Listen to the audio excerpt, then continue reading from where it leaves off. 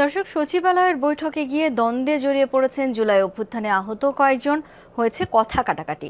তাদের বোঝানোর চেষ্টা করছেন বৈষম্য বিরোধী ছাত্র আন্দোলনের সমন্বয়করা। আমরা সরাসরি হইতেছে না, মিটিংটা হইতেছে এক পরিবারের কয়েকজন ভাইয়ের মধ্যে। ভাই একটু, এক পরিবারের কয়েকজন ভাইয়ের মধ্যে মিটিং হইতেছে। পরিবারের ভিতরে মিটিং এর সময় মানে আপনারা যে হিসাবে বলতেছেন মনে হচ্ছে, আমার কাছে এমন অনেকটা লাগতেছে যে ছাত্রদল আর ছাত্রলীগের মিটিং।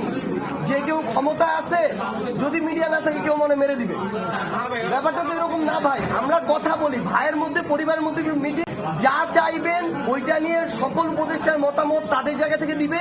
বের হয়ে আপনার দাবি আদায়ের যে মানে কমিটমেন্ট, এটা দিয়ে একসাথে বের হয়ে প্রেস ব্রিফিং করবেন, তাহলে তো হয়ে যায়। কি বলেন?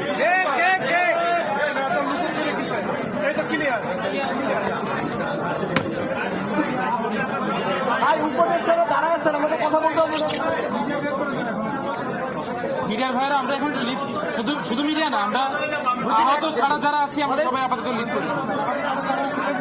আহতদের বুঝতেছি না, আর